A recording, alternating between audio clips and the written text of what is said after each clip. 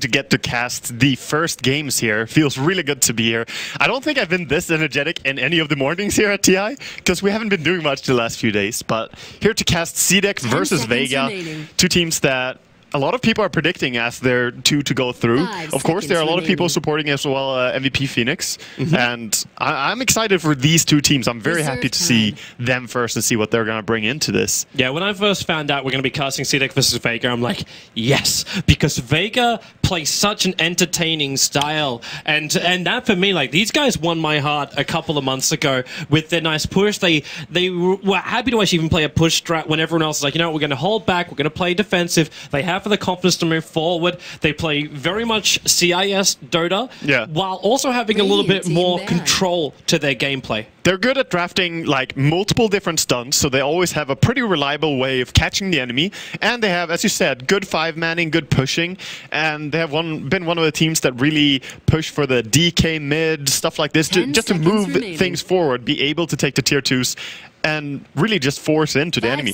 So we'll see what they're going to draft here. CDEC starting out here with the Leshrac and the Bounty Hunter ban against Vega. It's actually interesting to watch the first two bans. Like with the wild card from TI4, we didn't really see much difference in the meta change when that happened, and then we hit the main event and everything just changed at that point. And at this wildcard, like, we don't know what to expect fully. Like Leshrac ban we knew was going to happen. Like, that's just, this hero will be 100% ban, if not 99.999 recurring, of course, % ban throughout the tournament. He will be banned a lot for sure. And I also think that the hero that Vega banned out here as their second ban is a very common ban as well. Tusk being a really, really good hero at just fighting. And Bounty Hunter also. Seems that a lot of teams are going into the heroes that prevail early in just fights. So Undying, Tusk, these heroes. And of course, Undying, they're actually, because we were keeping tabs on the other game, which is going on at the same time, and Undying was being picked up there as well. He is going to be one of the greatest heroes when you're like, okay, we need to have control during team fights. Undying offers that, but you, like, correct me if I'm wrong, but you're going to lock yourself into this mid-game orientation, but both these teams do enjoy that period of game. Yeah, he doesn't go so well into the later stages. I mean, he's okay. His ulti definitely is a strong ulti as well in the later stages, but early on, what he really brings to you is the lane dominance, of course. I mean, that's why he's shouting. He pairs up really good with Queen of Pain and a hero like that to dominate the offlane, just with two heroes. But also, he brings Roshan. It's really easy to secure Roshan, not to take it with Undying, but just to put the tombstone on the high ground. It's very, very hard to contest. That's very, very true. Because how are you meant to get up there, unless you can get some vision up there? And against the tombstone now, we see a reactive pick already, like Shadow Fiend, good right clicker. Yep. You need ways to quickly get rid of that in a team fight. And I wonder what CDEC are going to draft into Undying after. Because good disables with the tombstone, that's a deadly combo. Yeah, it really is. And there's still one of my favorite heroes in the current meta missing. And I know saying this is probably going to go against a lot of people out there because they hate this hero. But Winter Wyvern, actually slipping past this early stage. When you go with someone like Undying and Winter Wyvern, you can actually, again, we talk about like this ability to run like a dual off lane, and then you open up so much experience, so much domination in the lanes. Wyvern can easily do that. Oh yeah, I mean, it's between those heroes, I think now, Queen or Wyvern here. Oh, they're going for Spirit Breaker. This is so fight oriented from CDEC. I love it though, because they have a good way to initiate now. Because Undying, his tombstone is great for fighting, but you want someone else to go in first, so you start up the chaos. And this is truly a chaotic hero. The only issue you may have is the fact that Undying is not going to be as maneuverable as the Spirit Breaker. So Spirit Breaker's jumping in. You need someone that's going to keep up with this. But we're going to the second ban phase now. The heroes like Queen of Pain you're talking about are going to get removed. At the same time, CDEC will probably saying Spirit Breaker's going to be banned out in the second phase. Again, we're going to see similarities between the two games going on at the same time. The Spirit Breaker was banned in the second phase of the Archon match versus MVP. So, yeah, CDEC look like they've got a lot of strength behind them. Very difficult to kill lineup. And maybe that's where we should start looking elsewhere, Waga, where the SF, is he going to be enough damage to get through these two guys? Not to mention the other three we're missing. I mean, SF struggles early on against heroes that can gank his lane so easily, like Spirit Breaker. He could just run behind in SF's own jungle and charge in from behind into Shadow Fiend, for example. It can be very hard to survive against that if there's a strong mid-hero from CDEC.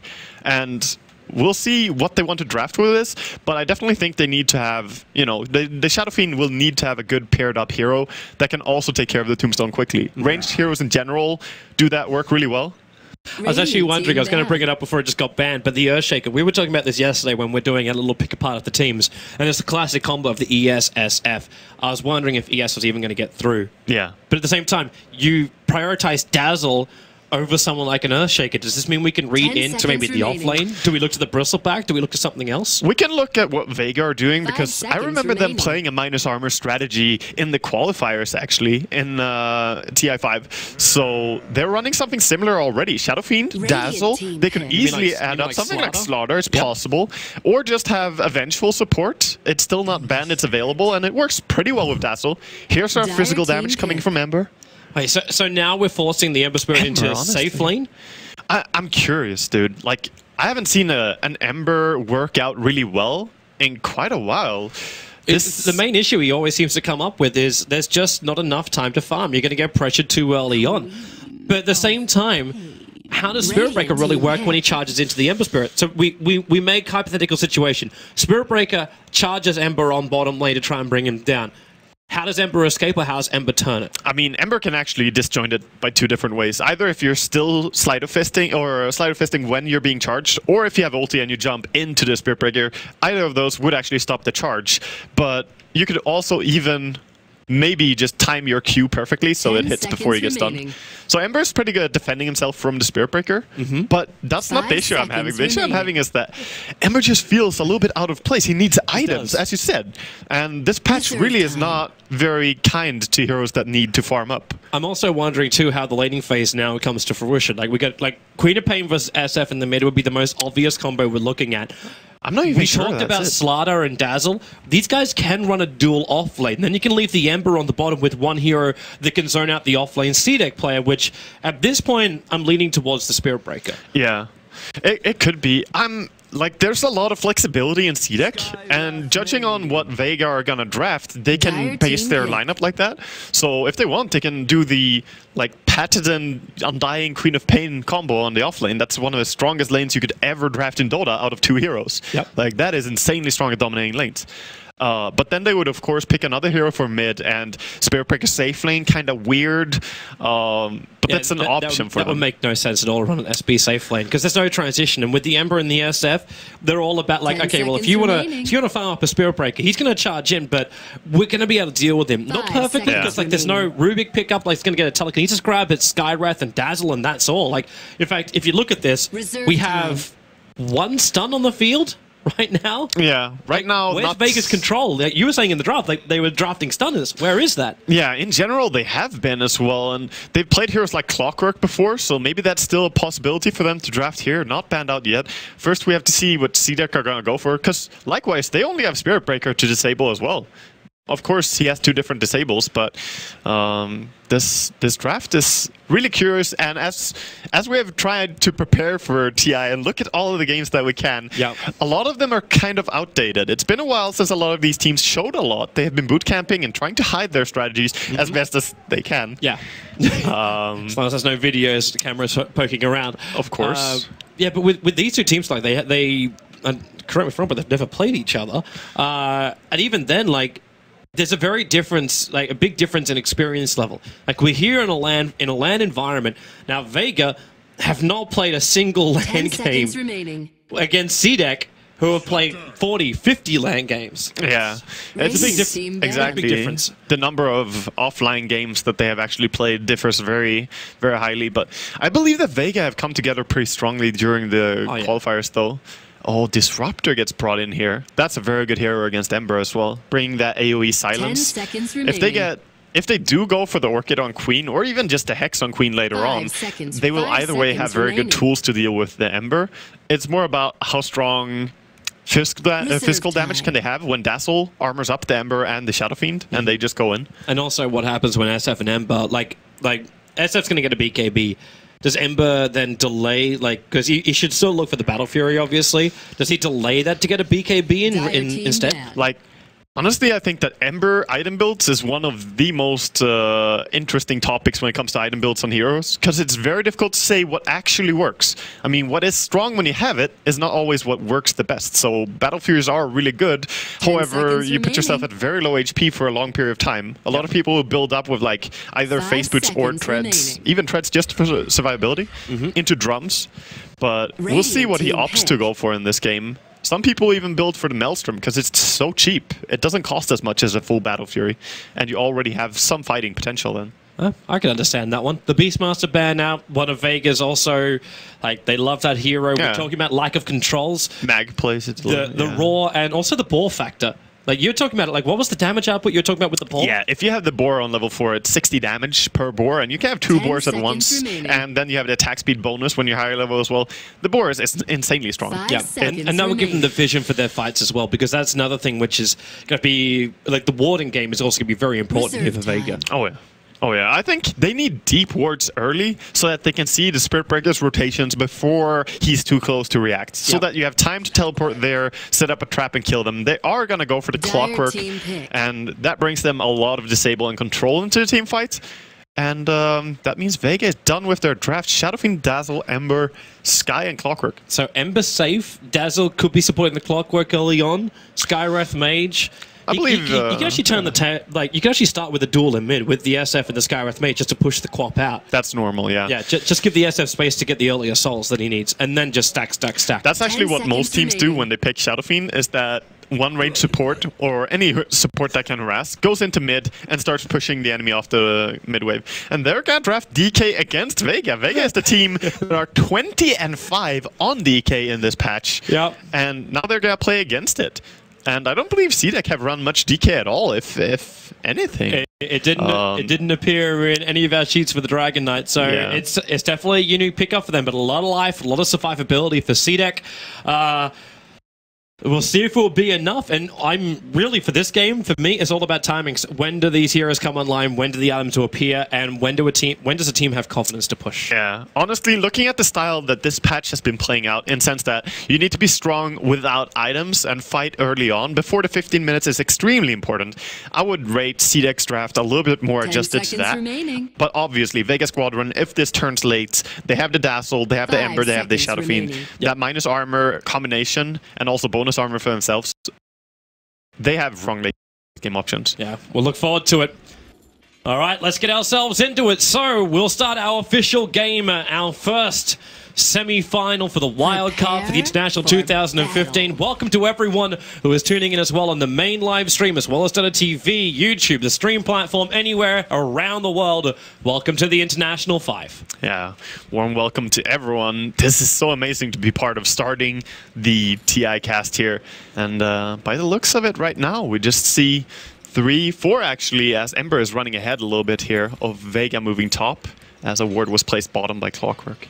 Yeah, this is just defensive movements. Yeah, this is more of a let's just get control of the earlier vision of the lane by the looks of it. When you run 4 players down to the bot lane for CDEC, you are of course running an Undying, so you're leaning towards running an aggro, right?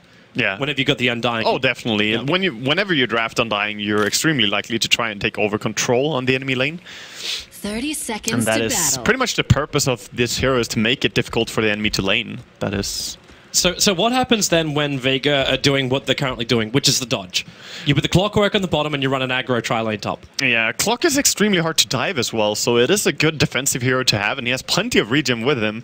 I believe they should have realized this now, as they didn't run into anyone. That is some form of defensive lane they're going up against. Or, I mean, aggressive lane and putting a solo safe. And this is when you have the option to do a switch. They do see Shadow Fiend taking top rune, DK gets the bottom. But you gotta keep in mind that switching means a lot of running, or buying a TP scroll, which also is pretty expensive early on. Yeah, it doesn't look like they'll switch. Just like gotta do the block in mid, set up for Shiki, and they'll leave the Spirit Breaker to run the off lane. So it will be a Spirit Breaker off lane played by XZ.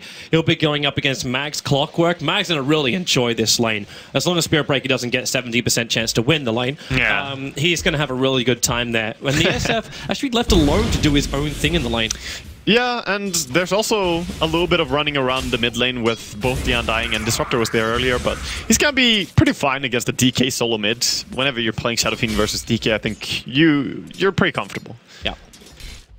I also want to keep my eyes on bottom lane. Watching Mag's movement against XZ, like it's just a small little thing, but he gets in behind the Spirit Breaker, just making it feel like he can just cog burn him out. And there's not really a lot of mana for the SP to work on, even though he went for Bash. But top lane, they're coming in pretty close. And Seema, with the creep wave being pulled over, they're seeing the CDEC supports coming in from the trees, but nothing's going to happen from here. This is down to battle for lane dominance. Yeah, and that pull is a little bit of a farm trade as well, because that means that Dire can actually try and farm the neutral creeps here as well as the Radiant creeps.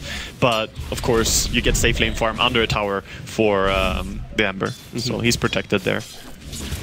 So, at this point, I'd say it's just been nibbling lanes.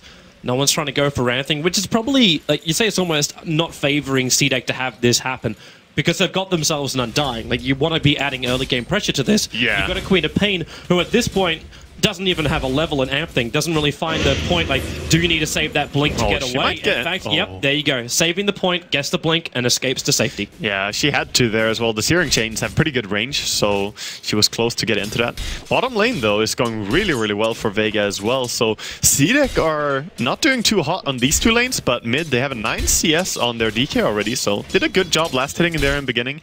Lane is going to get harder, though, against Shadow Fiend. When he stacks up some damage, it gets progressively harder for DK. Yeah, and the SF also, like, you're obviously realizing he's not going to have stacks because you're running an aggro trial lane on top. It doesn't take long to move back, do a couple of stacks, and have the SF flash farm. So even if he's behind by just a couple of CS, it's not a victory for the DK. It's kind of like one of these weird things with when Vega run their DK, they put the 4 points up and breathe fire by level 7. They want to have that nuke power, so then you can roam in and get the gank off. But in this scenario, like, you're not going to roam in. Like, you could roam in the SB. He could leave from bottom lane. It's curious that he actually puts those 2 points just for extra regen and armor against him, putting 2 points into Dragon Blood. But I suppose it can be worth just to feel a little bit more safe in the early laning here. He knows that people aren't going to gang him from top, or at least now that one person is attempting to do so, he should be aware of this, because someone is missing and they have a very good ward on top lane. So he's fully aware of this gank. I need to hit the concussive shot. That's the only way this will really work. And well, here it comes. There goes your concussive with the orbs, but it's only going to chip the DK down. And with 2 bottle charges up his sleeve, there's no real problem coming from this. And in fact, it now gives CDEC more confidence for Garda as well as Q to get closer on both Seema as well as Pasha here, because you realize the support is gone. Exactly, and that means that there's free farm going on for the Queen of Pain, and she's a dangerous hero to go up against on the lane for Ember. If she starts getting some items, if she gets the power treads, she can do so much work in the early skirmishes. So let's see, are they actually going to try and do a kill here? I don't think that they have the tools. Until Solo gets Seal, it doesn't really feel like it's possible. Yeah, they definitely need it. They need level 3 on the Skywrath, and that's quite a way away as well. So they need to wait. To fight into Tombstone and have the hero you want to kill having a Blink ability, yeah, it's... This is a very more passive kind of start, but something which we probably should look at a little bit more. While this top lane is simmering, ready to boil over, the bottom lane, Mag is now 22 for 10 up against a 17-3, so the CS is coming both ways. But both Spirit Breaker and Clockwork are these wonderful rotation heroes. We have to look for their timing and who do they actually try and kill off? Where do you try and swing the balance of the lanes? Yeah, definitely. I think that any lane is fine for either of these to gank when they have their levels. When they have level 6, they can actually go and kill anywhere. So they are the ones to set the pace just in a few more minutes here when we actually see Spirit Brigade is just now about to hit level 5. But on top lane, they found their opening. It's disrupted with the heal bomb. That's Vega striking quick and fast, but the Tombstone's down. They're trying to get rid of it while Pasha's still in pretty deep. They're throwing more orb damage out to the Queen of Pain. But the first blood is spilt and Vega will take it. Yeah, and a lot of magic stick charges now for Ember as well. Very important to get the first blood on this offlane. That was going pretty well, but not amazing for them. And now a little bit more control added to them there.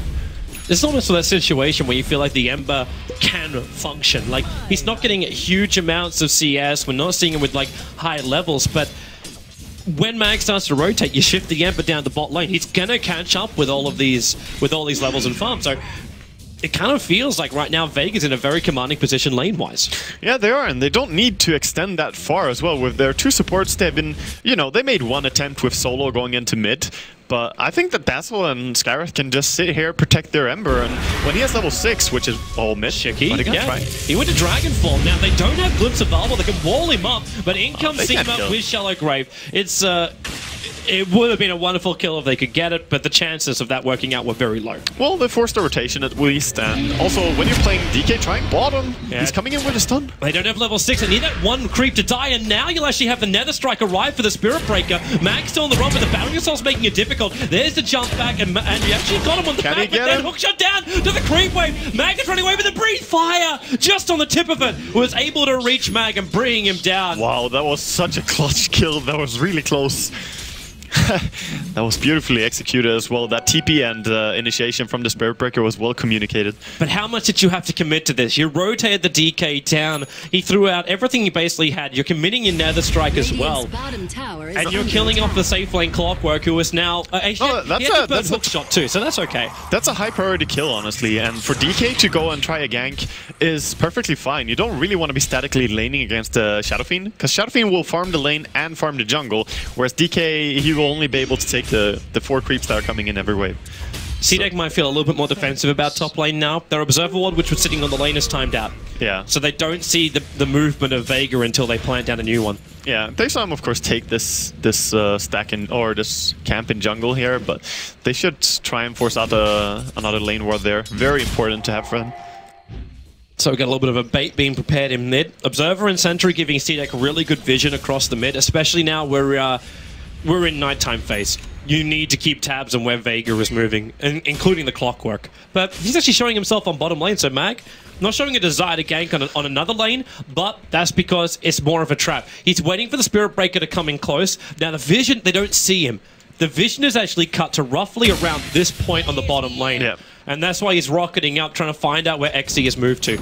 Yeah, tried to find him, but could not. And Clockwork going down there after he died using his hook shot was really the only thing he could do.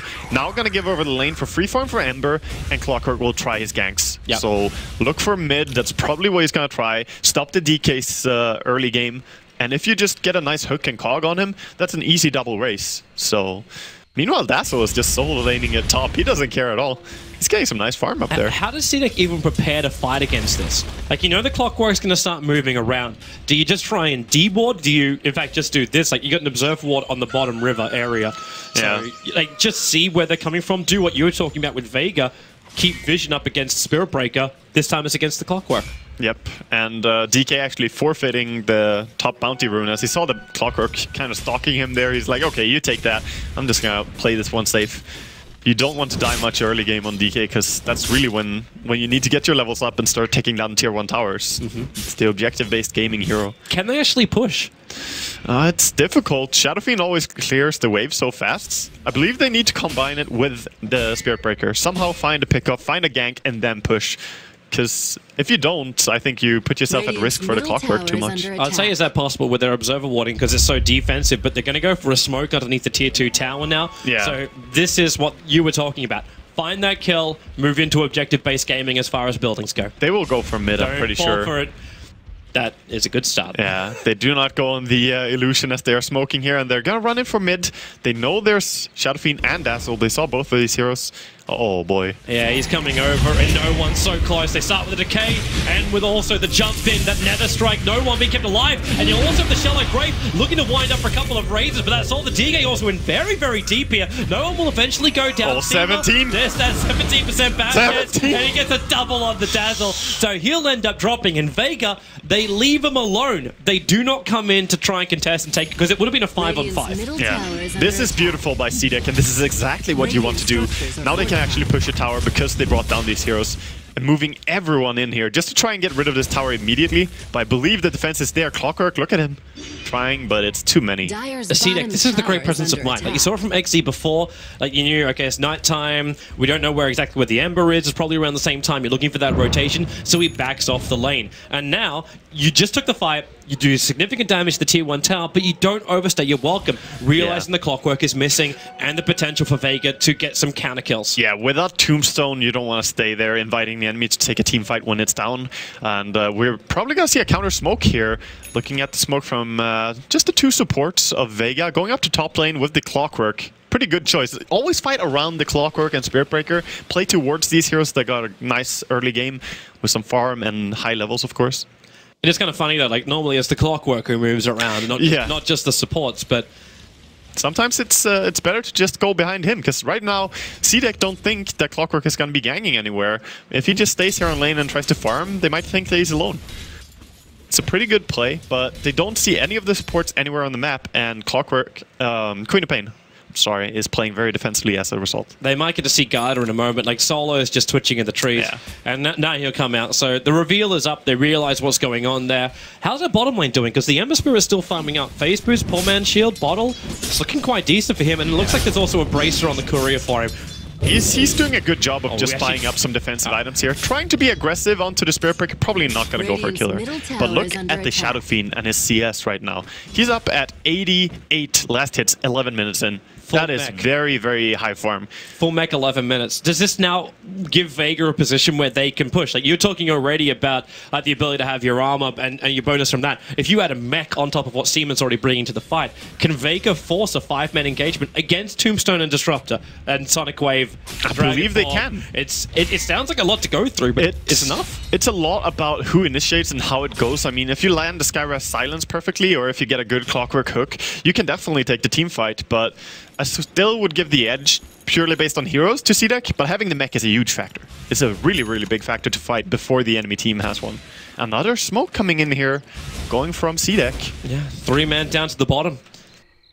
See if they can actually find someone. They have 2 points in Glimpse, so 2 points in Kinetic Field. I think I can't really say that I agree with that, because maxing Glimpse is so much more useful. So they're bringing in the Spirit Breaker too. The charge is on the way in, and Spirit Breaker will Ember back behind the Tier 1 tower. They have to pull out this, or else they're going to be in way too deep. The Searing Chains actually cancelling actually underneath the tower. Disruptor Orly, it cancels off the Dazzle. He couldn't get a Shallow Grave off. We do have extra TPs coming in, but there's now Isolating Mag on the other side. They Sonic Wave, they stun him up, they breathe fire. His 2 heroes lost now for Vega, and they didn't get anything in return apart from what? A Tombstone down? Still in a great position for CDEC. That's the initiation. They just go, and they're actually going to find more hairs to keep charging. Yeah, they run up to Solo. There's that bash back. You do get the ulti up, and Pasha back in the fight with the Scream. Aggressive in behind him. They'll seal him up for the moment, but there's not enough damage coming out. Shadow Fiend is so strong. They keep losing more, but maybe, yes. A double kill in there for Pasha. Shiki with the quick TP out. The Searing Chains cancels it, and this is the counter kill. This is what CDEC avoided in the middle lane. That's exactly what has happened to them on the bot.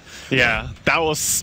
They should just have played a little bit more safe there. They used up the Tombstone, then they proceeded to dive even further. You need to fight with the Tombstone, or Vega is actually really strong. That mech came into nice play there, denying a lot of the AU damage, and they did not lose important heroes. They committed so much for the kill. You see when Mag TP'd in, he TP'd to the eastern side of the Tier 1 tower. Yeah. You throw out Sonic Wave onto a solo Clockwork.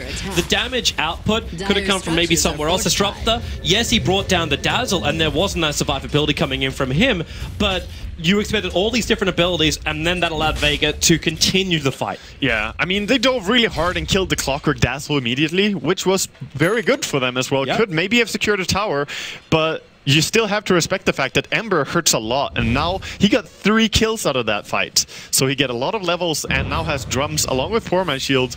So he's pretty tanky now compared to how he would be. He's almost up to the SF's net worth. The SF's sitting at 5.7k right now, and the Ember's just shy of 5.4. Yeah, that's where a 40 CS difference. Yep, and then you hit the Dire side. Then you hit the DK, and on bottom lane Garda, you can't try and stand against it. It's like he's going to put the Tombstone down and then a Spirit away. Yeah, that's very good. He just forced a defensive Tombstone. That's a pretty long cooldown skill, so you know for a full minute they can be a little bit more confident on their lanes and just farm without risking a full team fight erupting. Yeah. What a great time as well for Vega to have a team fight on bottom just after you pick up the mech. Yes. Like that's just some sweet, sweet timing there. Yeah, they have to definitely be grateful for the good farm that no one has brought into this game. If you didn't have the mech there, I think they could still have lost that fight, even without the Tombstone. I love this Radiant Observer Ward too. It's very, very far in the bottom lane. That's really sneaky. Off to the side, so you don't... Like, I know we were looking a lot at Vega's warding positions, and the big box is this guy right here. Yeah. They ward so much around this area. Even into the later portion of the game, they still ward this area. Honestly, I think that they know that everyone has seen this as well, because, you know, it's open, every team has seen it, and they just like, okay, we want that vision, but we don't want to get dewarded. What can we do? And this is a good substitute ward, really. Well, XC's going to be having some fun times with Cutter. It almost feels like safety time, Waga, where you just batten down the hatches, you realize, okay, we just made a mistake. do you just try and compose yourself, or do you think, you know what, the best path to victory is aggression? I honestly think that CDEC need to compose themselves a little bit, but they have been trying pickoffs into towers, and that's what their draft is about. And I think they have played it correctly. They just overextended a little bit that last time. So yes, compose yourself, but don't turn off the aggression completely, because then Vega will take over this game. They have the stronger carry. They look like they're going to try and do it. We got a smoke movement from both Skywrath as well as SF coming down to the bot lane. So ensure kill, move into tower, seems like the plan. Seal, the Weave is already starting off, so there's not a lot of armor. With a Mystic Flare, the damage is not enough. The one charges, actually it will be. The Skywrath mage is able to throw out a little bit more. Yeah, just barely able to kill him there. They have so much burst damage coming out from the Mystic Flare. And yeah, DD on the SF. Yes. You wanted an easy way to ensure the top before CDEC can mount a response. The DD is the way to do it. Definitely. And of course, CDEC trying to attempt to take a mid tower during this time, but Clockwork is there. He's trying to set up for his team. If they stay a little bit too long, he will hook them. But they back off in good time here. At the same time, though, you got aggressive on the top. So you've taken the tier 1 tower and bottom lane. That's fantastic. A little bit of chip damage to the top, but Queen of Pain is now finding some space. And I ask you the question, because it looks like it's an Aghanim Scepter here. It's another smoke as well. Look again. Just CDEC. Yeah, they just keep going. This is their third smoke already in this game. But before they find their kills, though, like, what do you think aggressive? Like, should it be the Ags? Does the Ags fit? Yeah, I think so, because you're going to have very frequent fighting when you look at the two teams' drafts. So having the lower cooldown on your ulti is going to be very, very helpful. Also, it's a super long cooldown of 135 for a fighting spell like that. How quickly does CDEC, like, the second that DK picked up the Shadow Blade, that's when they went for that smoke. So they're looking for the kills, but they came out and they saw the Clockwork sitting back near the tier 2 tower. Yeah, they might have also flagged the fact that Clockwork's picked up Blade Mail already. He does. He had a very good laning stage, and sure, he died twice and doesn't have any assists or kills. Oh, he's going to try to deny. He's going to get the denial too. Oh, he doesn't. Oh, he missed the timing for it. But now you can go for that hook shot. Get him out. The Weave is affecting 3 of the heroes, and a nice hook shot to aggressive. They try and pull him back, but he got the kill. They just taxi him back after he killed one of his teammates. That's very sad for them. Clockwork. And now look at Vega. Okay, you've taken out the Queen of Pain. Yeah, you didn't bait out any big abilities from CDEC, but you instantly TP the Ember Spirit up to the top lane. You force out the buildings. You try and choke out CDEC's map control. Yeah, and CDEC don't really have a reaction to this. They had all their heroes top, so they're not pushing another tower. They're trying to run away so they don't get caught here as well. Obviously, they should try and fight for a tier 2, I believe, but they might even respect Vega that much. Vega they have to fight this. Vega just go for the kills. They'll notice the double stack. Q actually scattered it out. He pinged Parch's perfect position. Yeah, so they can just go in and steal that. Stealing the double stack on the big camp would be nice, but they're going to push for mid instead. Just moving as 5, recognizing that, hey, we have the mech, we have the items right now, and we should be the ones controlling this game. Yeah, force the fight, never let go. Especially look at it from the other direction. If Vega are just trying to split push and farm, it's a lot easier for a Shadowblade DK to function. Yeah. Like, if it was a BKB DK, maybe this would be a better position for the DK to try and fight. But it's a Shadowblade, it's an initiation style. That's exactly what he's doing. He's coming close to Ember Spirit, attacks him to start with, the Scream, disrupt the ulti, Ember Spirit, very, very tanky with the 1 charges, and now the Shallow Grave as well. Has he got a Spirit to get himself out of this one? You bet your Nelly, he's out, and the SP's going to go down. Starterfist trying to avoid the Undying Tombstone minions, which were killing him off. They bring back no one, but he's right in front of Q. One more attack and he'll find the kill, but they keep him stunned down just long enough. He'll still actually get the raise off. The Spirit Breaker brought back into the game as well. Yeah, Spirit Breaker bought back, and they do manage to bring him down. The Shadowblade was good there to go on the Ember, but nice play by the Dazzle Mage to save him. Yep. Still though, CDEC with the buyback, forcing this tower. Clockwork does not have a hook, so they can't really pursue here. Tower is taken, and it's going to be a back off from CDEC. But now with the Dragon Form being on cooldown, as well as the Tombstone for another 15, maybe they can just go straight and take the tier 1 mid. Recognizing this in 26 seconds, I think I'm okay with that. Because that's when the SS back up with his mech. Yeah. And then you can take out the mid. So you're right. So, like, what do you then look at in return? Like, you bring up a teamfight recap, and you'll see, okay, well, we took out 2 heroes on CDEC, and there was a buyback, and what was in return? Okay, the SF, we managed to kill him off. That's fantastic. And we took a tier 1 tower, but the tier 1 tower gets nulled. You killed off an SF, he's going to get more money like that in the future. The Ember Spirit didn't die, which I think is the critical point to take away from that fight. I still believe that was an okay fight for CDEC. The buyback, of course, makes it hurt a little bit, but Spirit Breaker, I mean, he's just going to have to regret that, because he's trying to go for his Midas. He had 1,000 gold, now he's down to 500. But killing the SF is very big for their team. They need the experience and gold that they get from killing him. Just trying to think about the end game. Yeah, there's your jump up. Spirit just move around. Clockwork hook shots in as well. And Garda, very, very dead. They'll glimpse the Ember, but he's not traveling too far. And that's the tombstone on cooldown once again. That was nice movement by Vega. And also the fact that they de-warded CDEC's ward on mid. Is Solo's going to go for a solo? Yeah, solo kill? Yeah, he's thinking about it with Concussive. He's got Mystic Flare available. HP. And with a haste rune, it only just wore off. So he couldn't keep the chase going. Yeah, there's too much HP on a Spirit Breaker to really do that as a Skywrath. 1500 from full HP, and then you have the one charges to think about as well. Bottom lane. Full BKB for no one. 21-minute BKB mech. The Ags will arrive at the same time for the Quap though. Yeah, but that's her first item, and she has an Ags at 21. That's, you know, by no means a fast Ags timing. So they're definitely struggling, but now with the Ags, they can fight more frequently. 40-second cooldown is really good. Can work with this. There's so much net worth and gold going to Vega. Yeah, CDEC have to try and put this Shadow Blade to more use now, because there's a little bit split up on Vega. When they're not going as 5, that's when you have to go on them. But how do you do it? Like, you want to try and catch the Ember out of position. It's probably going to be the only thing you can do. The Spirit Breaker can charge in, but as we just saw, the Ember Spirit's got many different ways to evade it. The first charge from the Spirit Breaker may still be lingering in his thoughts of, well, I charged him into the Tier 1 tower, and he just Syrian changed me. Yeah. I actually believe that they should do what they're doing now. Just farm up the Ancients, try and get some more items on their DK. If they can get the BKB on him, that would be huge. They're actually going to smoke up again. They can't go for Roshan. By the time they reach someone, that Dragonfall's going to be worn out. Look at the position of Vega. Look at them. They're actually just sitting and waiting. They're already anticipating a smoke since like 10 seconds back before they even smoke them. And the creep wave's not even going to reach the tower. The Clockwork Rocket was pushing that one out. Now, that's the only thing they'll give him the vision. Mag will jump up, but he's just going to turn the Blade Mail on. Side of Syrian Chains with the hook shot into a double Spirit. The Disruptor, he might get the ulti up, but he's already dead to the world. Spirit Breaker hitting Pasha back, but the shield is just protecting him. The Sonic Wave is beautiful, but then the Meg charge out from the SF. All the damage negated with a double Side of Fist of Syrian Chain, and that's Garda also trapped inside the cogs. Again, this fight goes on so long that the Blade Mail triggers once again, and CDEC being punished so hard. Yeah, just so beautiful play. Walking in with the Clockwork, because he doesn't care if he runs into 5 people. He's like, oh, I revealed you, now my team will just jump you. Tombstone died instantly to the Shadow Fiend as he just BKB'd and punched it, and you saw the heal. How much work it does in that fight.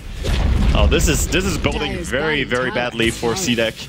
It was meant to be CDEC who were the ones with the advantage. Like, you got DK Spirit Breaker Undying. Maybe not the DK is so as the current meta goes, but even if you just look at the base strength that you get from these guys, it's huge. But there's no survivability beyond that strength. Because not something along the lines of the mech or the Dazzle. Where is... you got your mech on your Undying. I didn't even see its effect during that fight. No, actually, in that fight, they just had to run immediately when they got jumped, because they were so coming in. It's a counter charge. That Spirit Breaker is going to go directly inside the pit, on top of the Skywrath mage. Roshan so low, they're running out. The Ember Spirit, you've still got no one in there, and aggressive, throws out the Sonic Wave. The Meg charge already expended here from no one. They've isolated the DK into the Mystic Flare, so he's down for the count while Mag battling with Garda a little bit further north. Seamus keeping everyone else distracted. Garda's actually able to escape himself out, triggering the Meg, but only on a 1 unit. And they've got to get rid of that Tombstone up on top of that cliffside. Aggressive, steal up once again. Solo's finally going to go down. The Disruptor, he split the fight up. Pasha a little bit too low. Side of Fist, but he's running low on mana. Another Syrian Chain available, but now he's going to drop. Roshan's also so low.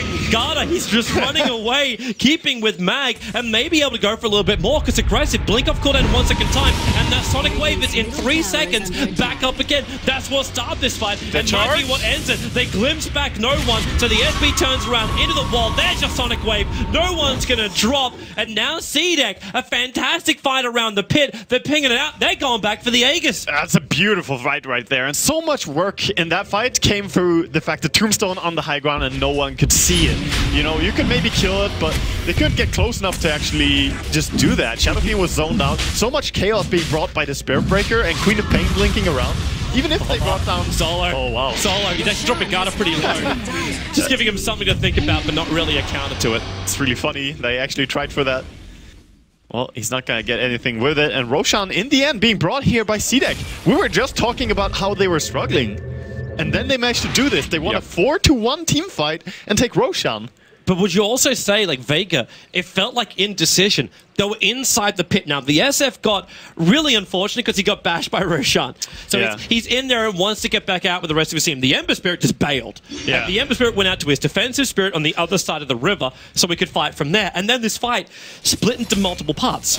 Yeah, and they need to have pretty clustered up team fight Vega so that they can work as one machine. The heals from Mech, the heals from Dazzle, you know, staying together and just doing the buddy-buddy system in the fight. But when it goes to full chaos like this, I actually believe that CDEC's fighting lineup is much superior. They have a Shadow Blade now as well on Spirit Breaker, same as the Dragon Knight, so relying heavily on their Invis. But look at the deep wards from Radiant. They actually have very good early vision. Yeah. So you'll see the Spirit Breaker charging before he goes into the Shadow Blade, because that's one of those last-minute things that you trigger before you hit the target, or before you get into the visibility area of the target. So yeah, you're right. It's really great warding from Vega.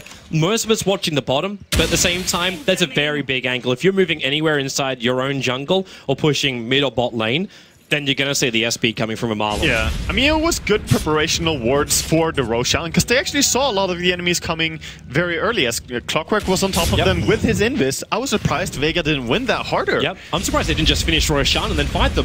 Because they could have just like said, okay, well, the SP charged in, but what's he going to do? He can nether strike the SF and cancel the Requiem of Souls. But if he does that, he's going to die to all the other damage which will be pumped out. So just trigger your Requiem and then go to town and finish Roshan. I think it's just respect out of how much they know that the Tombstone is going to do. When you're in the pit, you're in such a clustered, like, you can't leave. They need to stick together, but they can't be stuck in a position where they can't leave from the Tombstone, or even see and kill the Tombstone.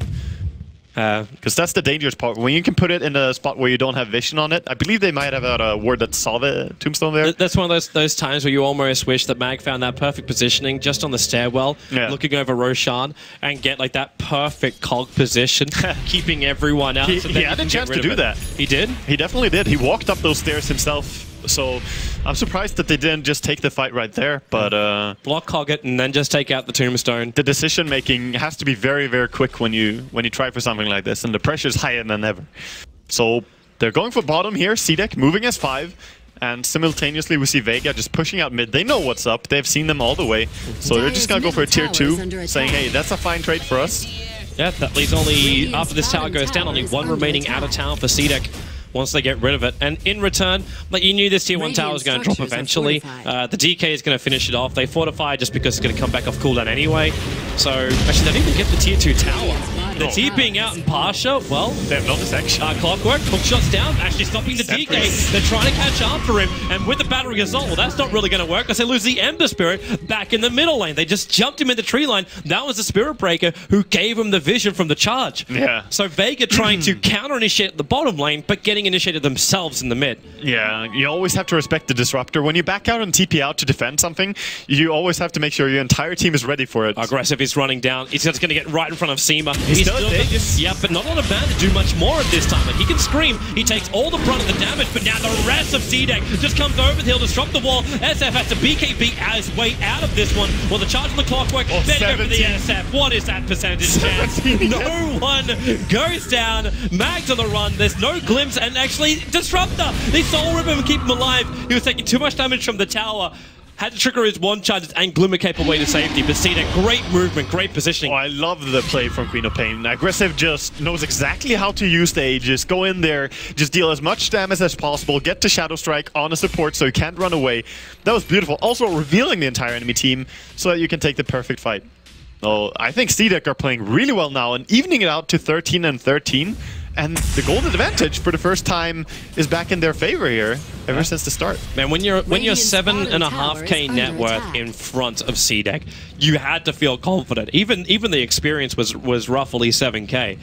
Oh, we have a game on our hands, definitely here, Kobe. This game is huge because we got almost everything we're looking for. Like, I'm seeing an Ember Spirit with his Battle Fury and drums. 30 minutes in, it's not the biggest Ember Spirit ever, but it's enough for an Ember Spirit to function at this point of the game. The SF is building into what I believe is going to be a Skadi at this point, with his BKB as well as his mech. So he's got a lot of survivability. Mag is getting everything he wants on his way to the Aghanim Scepter while having 4-staff Blade Mail. So maneuverability and initiation from him is right. The Skywrath as well as the Dazzle these, kind of have everything they need. Yeah, all these things that you listed up now, though, is what makes me worried for CDEC. Even winning these fights, because going into late game when they have so much items already up and functioning on the side of Vega, when they have such a strong late game, is risky. But look at CDEC. They have good armor on different heroes. They have Spirit Breaker, DK. Maybe they can withstand a strong late game. They've got great ways to move around. Like, you got double Glimmer Cape. Like between the Disruptor and the Undying, you've got like you should never ever underestimate the effect of Glimmer Cape. To move around with the Meg, you've still got Medallion. The DK is getting stronger and stronger as time goes on. The Queen of Pain is just finding survivability in Sonic Wave, but that buys time for them to get a little bit bigger. I don't know if time's really their friend in this game though.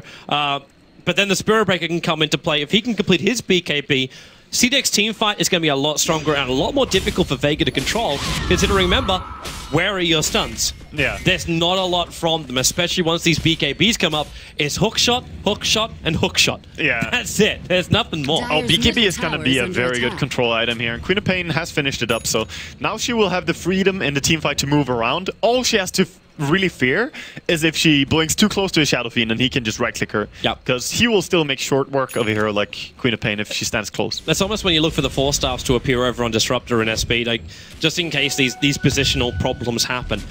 Yeah. Just get yourself out of trouble. Oh, there's a charge going on the Skywrath, and he's probably just sold out. Dead. Yeah, he has a 4-step though, but still dead. Everything being used. A good pickoff there. There was a message sent there by Aggressive. He didn't need to use his Sonic Wave. That was actually burning more mana than he really needed to, but... Well, you never know how quick you need to kill your enemy, Toby. Sometimes you just go full. Well, you're right. Like, CDEC don't have... Like, if we actually look at the warding, for the Dire side, you've got one ward that's up on the Tombstone Hill around Roshan, and another one which is on the cliff side of their own jungle on the top. For all they knew, Vega could be right around the corner there, and sometimes you just want to burst. Make sure you kill very quickly and then get out before the Grave comes out from Dazzle. So at that point, it's worth it. A charge is going on to the top lane now. A Spirit Breaker is just like, I'm bored, let's go. I think they're also picking out because they're seeing Pasha farming, and Mag is the one who's isolated. Oh, he actually sees Ember now. Wait, what? He actually cancels his charge, goes for that Nether Strike, and now Shiki, he's trying to catch up. Spirit jumping from Pasha. He's on the way out of here, and Clockwork, if he needs to, he'll use both 4-staff. You know, also have Hookshot and Cogs. It would have been a very difficult kill for CDEC to get, but their eyes are open. They're looking for blood. Yes, they are, and they also forced out all the spirits, all the remnants from the Ember Spirit there, so made him go very defensive, run away. They just killed off the Skywrath, and they're taking control of this game, but I'm still not seeing the damage being dealt to any tier 2 tower. Maybe they're just trying to play for Roshan, waiting for this to come up again and then fight. Yeah, the big man has returned. And in fact, Vega getting de-watered out inside their jungle. That's the gem over on Disruptor. Good luck, Vega. They are going to have a real hard time knowing... Actually, then again, CDEC don't even want to go and take Roshan, right? They don't have damage to do Roshan. I mean, they have the medallion, but as you say, the damage is really lacking. If they're going to kill Roshan, it has to be either that all enemies are on the other side of the map with no way to get there, or they're in a grave somewhere, you know? That's the options. Both positions are very difficult to get to, Vaga. Yes, it's hard to achieve, but we'll see. CDEC are ready for the fighting coming up soon, though. Are they going to fight? Or are they going to smoke? They're fighting. They're fighting. They're walking their way up. This is so dangerous. They're going to use a tree line to catch up the Spirit Breaker. Now, Mag does have Bookshot, but no, the whole creep wave. It arrived with the 4-star up. He'll Cogsbone out too, but he didn't manage to get entrapment. The Tombstone is down. Mag is isolated. The SB's charging in, just trying to make space creative. And with the freeze spikes a little bit too far away, but the Sonic Wave, it arrives. Clockwork's down. The SF will get his ulti off, but there's no real reward from it. The quick TP out to safety. The gem might be on the deck as well. And they bring Solo back in. It is a 3-for-0 trade-off. Oh, that was so terrible for them there. Very, very unfortunate.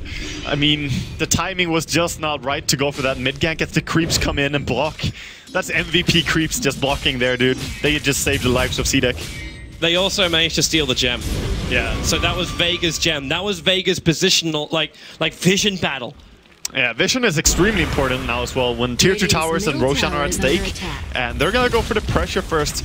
A little bit surprised. I thought it would take Roche after that fight, but they realized we can probably get a tier 2 tower first, and then maybe we can get control over the map again and do the same thing. Well, it kind of comes back to what we were talking about before, like, you think about it, is time really CDEC's friend? Exactly. Like SF as well as Ember, the split push is real. The ability to defend on the high ground is very real for Vega. So what's an Aegis of the Immortal really going to give you that map control like a tier 2 tower in the middle lane won't? Exactly. I mean, maybe if you took the Aegis, you could have gone and forced a 5v5 fight, but then you have to win a fight again. You just want a fight. You want your objectives now, and getting the towers down is extremely crucial against a late game draft like Vegas. At least something now is arriving for Ember Spirit, so the BKB is up for him. Yeah, I'm but still look not at seeing... Shadow Fiend though. He stopped. Yeah. Is this almost meant to be? Because if you're going to go for a Skadi, you would have picked up your second ultimate orb by now, right? I mean, think about his timings. He had a 11-minute mech, 21-minute BKB, and now he's at 35 minutes.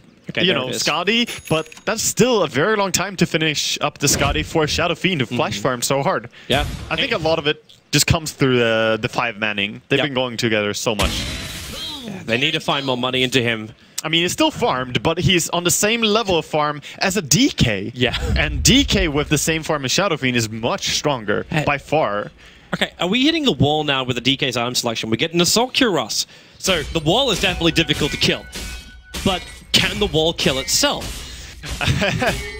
Well, I don't mean like suicide. I mean if he can if the DK can actually deal damage. Yes. You'd be surprised how much he will be able to do with this. He has very fast attack speed. The wall's down. There's smoke up. There's only Solo being revealed at the moment. And Cluckles is also just like chilling on the hill. And then a smoke from CDEC. They're going to run down. And Vega, they're in position to fight. Seema's on the back line. So is Mag. SF, got to get that BKB. Winding up in the Requiem himself. Nothing to cancel it. A nice good area of effect. And Mag going to drop their ulti. It's against clean up the fight. That's the Ember Spirit. Saved by the shallow grade. The dazzle just doesn't work. The Spirit Breaker, though, isolated a little bit further down. He'll drop. SF finally down. His death ulti comes out, not helping him out. And Solo wants to try and actually take out the DK. He thinks he can do it by himself, but it's just not possible. They soul rip him up, and now Mag isolated. He can't go from one side to the other. Aggressive, hides as king of the hill on top of the hill, and Clockwork just runs away as quickly as he possibly can. Pasha still alive here. The dazzle. He's gonna actually, no, he cancels his TP. He's sticking around for a little bit more of the heal, thinking they can fight more, and aggressive. He doesn't want a bar of it. He's blinking himself away, and DK is away to safety. What a very, very even fight there, but still though, we saw Ember, he jumped back to base and then jumped back into the fight, so healing up and coming back, and they did lose the Shadow Fiend, so again, it's really a CDEC win with Queen and DK not going down. So, wow, CDEC are really prevailing here. I thought they would be more dominant in the really early stage of the game. Yep. But now, around the 30-minute is when they show their strength. It's funny because we're at the sweet spot. Like, this is happy hour for Vega and CDEC. This is when they win majority of their games in this 35 to 40-minute bracket. But because both teams have hit this sweet spot, their timing, it's creating a wonderful battle. But no one's coming out the victors from it, really fully, at least. Yeah, exactly. This is when we normally see games finish. This is the average game timing for this patch in general over teams.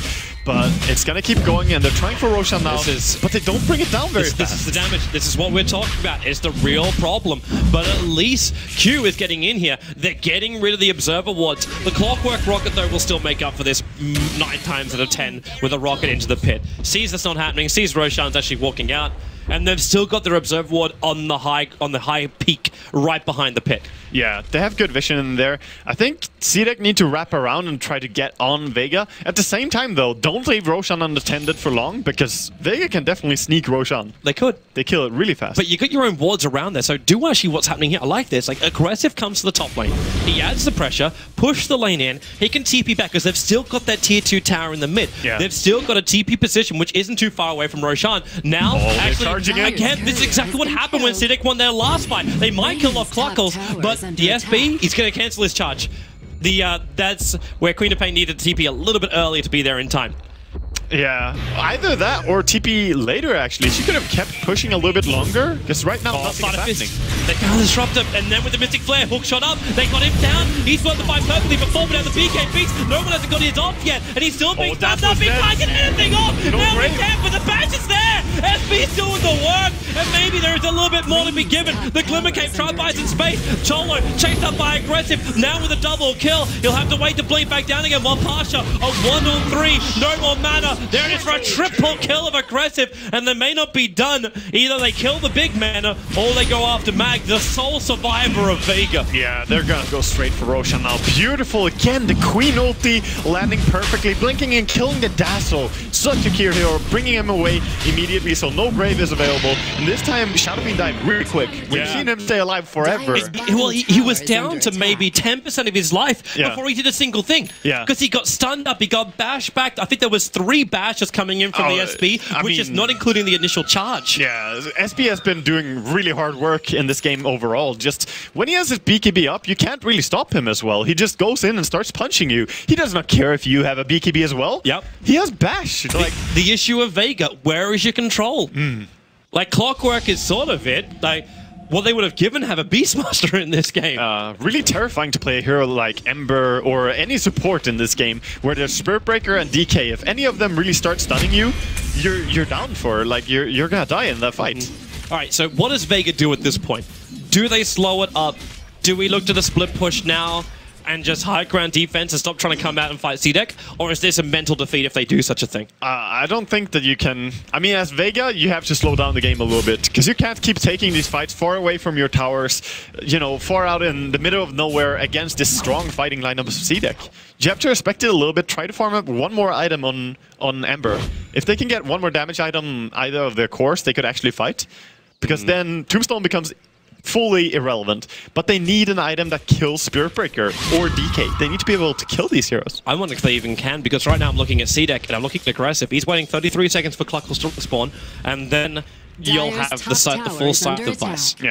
Yeah, he's recovering really strong, because early on in this game he was a little bit behind the other course, but Queen has really taken over and played beautifully as well. It's just death to the Emperor and the SF. Yeah. Like, SF's getting bashed around and SB can just focus one while Aggressive controls the other. It's also deleting heroes like Dazzle before they can even do anything, and same with top lane. They're glimpsing him back solo. He thought he was out of here, and he cannot do it. He has the Mystic Flare, might as well throw it out, but the Spirit Breaker just arrives and bashes it back. Yeah, trying to push a little bit too hard for top tier 2 tower. It doesn't really matter that much anyway. It's the least valuable towers are the ones on the top lane. It feels like space creation. Like, it almost feels like they're trying to get CDEC to run from one side of the map to the other, and just buy space for the SF to get... I don't even know what he's going to get next. Like, you could look for Daedalus, you could look for Monkey King Bar. On the Shadowfiend, yeah, I believe you should honestly go just into the... Oh, it's so hard to say. I think it's fine to go Butterfly here. Honestly, they need a damage item. Considering DK is going in for a Chrysalis Daedalus, and you're not going to get a Monkey King Bar on the Queen of Pain, or on the Spirit Breaker, really. Like, all of these heroes are going to struggle to find an MKB. So I think it's a good option, and it gives you good DPS as well. Going for Daedalus would still attack very slow. Like, you only have power treads. Well, there's that D-warding out, so Q getting rid of all the vision of Vega, and they're almost ready to go. They triggered the double damage rune over on the Queen of Pain. They might have to wait out the weave duration because it's on their 2 cores on the front lines, and it's not great to be -6 armor. I think they can poke. They can still poke because the DK, look at his armor. He's all aggressive. I mean, DK still has, you know, roughly 30 armor even with the weave, so he doesn't care. Aggressive's not happy about it though. The TK is fine, but Aggressive is not. Yeah, he had Aegis, and they have some earn charges for him, or at least one. Now we're gonna see if they can keep going. You have to respect when your DK ulti ends, because DK kind of turns into, you know, a useless little human when that happens. So gotta time this very well. A nice tombstone positioning there, managed to bring down the tower. Side of Fistarian changes. It's holding DK in position, but not much more than that. So now the attack starts on the Rax and Mag. He's got to move himself out to a side position so he can find a good hookshot line. In fact, they found it. Queen of Pain, locked in control. They got rid of the tombstone into the boundary assault. Cogsburn going to push him up the hill and away, however. Could not control him, but it's an Aegis the Immortal kill if they got anything out of that. Exactly. And they don't have the best stunts. That's what it came down to there again, that he can't keep him there forever. So still, Aegis is going to be up for him.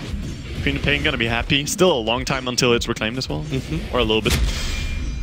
This is just that tense moment where I'm still like, CDEC are looking so good at the moment to win the game. Oh, yeah. But so many things can go wrong going high ground. At the same time, I think CDEC, Vega is probably sitting there in their minds going, if that fight didn't happen at Roshan, if that one fight in the middle lane also didn't go the way it went, imagine the position would be in now. Yeah. They cannot think like that.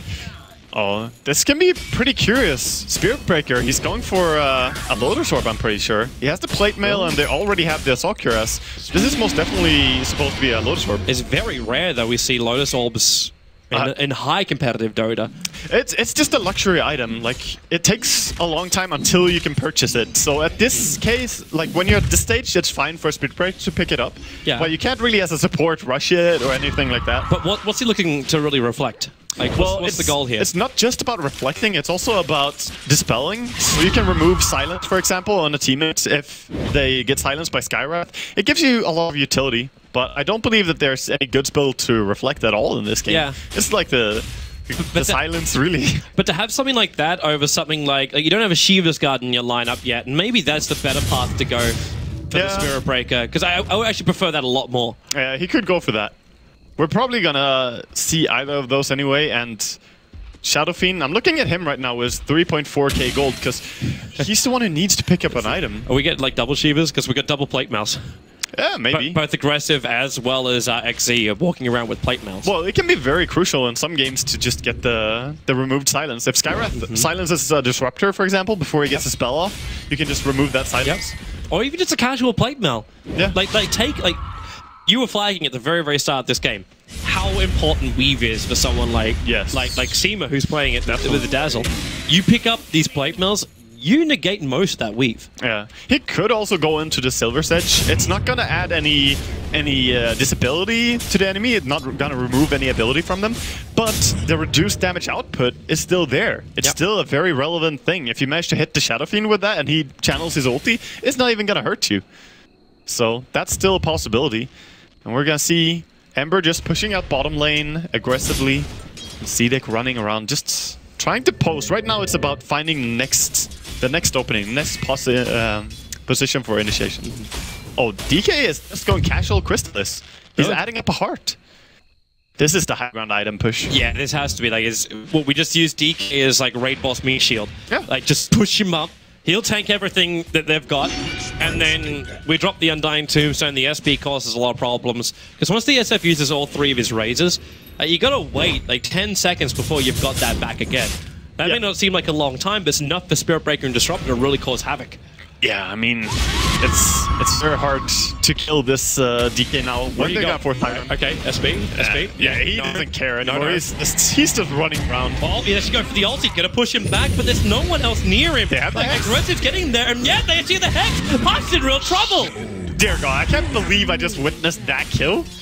That was so far-fetched. Dedication rewarded. They even managed to grab themselves like the creep wave from the top. So the top wave's going to push it. The Ember's down for 68 seconds. You can only be lucky if you give yourself the chance to be lucky, and that's what he did. He pursued that. And this is like the worst thing for Ember too. He's only got 3k gold. Buyback is available. He's going to need to use it to control this top lane. Hookshot in from Mag, not actually pushing back the DK, but that's a hard there. Aggressive. As she gets the BKB off, the second the seal went, Solo's forced back. No one's in trouble. He tries to stay alive with the mech. The Sonic Wave will be thrown out with the Ember Spirit down, and the buyback, it will be there. It's actually in real trouble. He's back further, and will he survive? Just jumping away with the Spirit. And CDEC are in so deep. They have to get out of here. They've gone way too deep on them. Even Cluckles being transferred in and dies with a full Vladimir's offering on him. They hold their ranks. They get rid of the Tombstone. And once you go for a buyback, it was both SF as well as Ember that had to do it. But you hold ranks, you keep the dream alive. Yeah, you keep the dream alive. Vega are still in it, but that's a high blow. Like, that hurts so much. CDEC just got away with murder there. Getting in there, killing 2 enemies, and backing out, forcing buybacks. If they actually got the dieback on the Ember, that'd be so... Oh, wait. Hello, Q. You're up a long way. Seema's the one being dissuaded. Seema, well, yeah, there's a glimmer cake. You're not going to find it, but yeah, hook shot up from Mag. 4-star up, goes into the con. Trapped in 2 for the Battery Assault. He needs DK to come back out of the Shadow Blade, but then again, does he? Missing Blade goes down. DK is dropping. Maybe it's the opening for Vega. They want a hook shot up. They're going to get the 2 big calls of CDEC. A double kill for no one. Mag makes the magic happen. Oh, he just set all of that up so hard. Mag, amazing play there. Wow. So they're actually in to push now. They're going to try and recover. Look how much they got from that. 6.5k in the experience, 3.3k, and that's not even the swing. The swing was 4.5k in gold for 2 core kills. Yeah, so much gold going their way. And now it's just about trying to get to the enemy base, try and force buybacks, or get a value out of it. Get an objective. They actually look at Roshan and see that, hey, this guy is up. getting Aegis when we don't have buybacks on our cores? Yes, please. Cheese as well. Let's go for that. Beautiful, absolutely beautiful play. That's what we want to see here at TI. And now Vega with the quick Aegis. Where do they go from here, though? Like, what's the plan? You just slow down. You go back. Yeah, they can't really keep forcing now. They don't have time to push before the heroes are gonna respawn. And that was great pickoffs, but it was not a one-team fight. Yep. So you still have to respect how strong DK or CDEC are with this DK. But when you get the magic rune like this, you've just found a double damage on the SF. That's Gaben telling you. He's like, whispering in your ear. Just push, man. Just push. Everything's going to be fine. Just believe. Yeah, and Dazzle also now has a Solar Crest available. That's probably another reason, too, why the SF doesn't have to go for Butterfly. Yeah, they have Solar Crests on both teams as well, so it's really fun to watch how people are randomly missing right and left in this fight, and anyone can have evasion in this match, so it's really fun. And the longer this game goes, too, like, Pasha is going to get bigger and bigger. You'll start seeing the Daedalus come up, and CDEC's ability to even get the creep wave on the high ground, I think is going to be a real problem. And even when you are ready to push in, you take out the creep wave, Dazzle will see the timing's right, and the weave range is huge. Yeah. So you just throw it out, and then your armor just starts to drip away from you. So you lose a heavy advantage with currently stopping SF from killing you with just physical damage. Yeah, this could definitely turn into a very hard game for CDEC. We're looking at 51 minutes in. We did say all the game that Vega, we are favoring them going into late game. However, CDEC have been in a very strong control, so their items are a little bit more developed. But, I mean, we saw a strong dip there after that pickoff. Yeah, when you start looking at the experience and net worth, and you're like, okay, well, CDEC, money will win out. Like, they've made good choices in the stock market, and the rewards are rolling in. They have 5 houses, but all of a sudden they realize there's termites. Yeah. Things are going horribly wrong when you have fights like that. I like it. I like it. Well, that's as you say, if they push high ground one time and fail with it, they could just have thrown away all their advantage pretty much to Vega. And Vega, they're coming out. Vega are going. They're going to 5-man smoke and look for the pickoff now. Shiki, it's like this is the point where it is obviously a trap.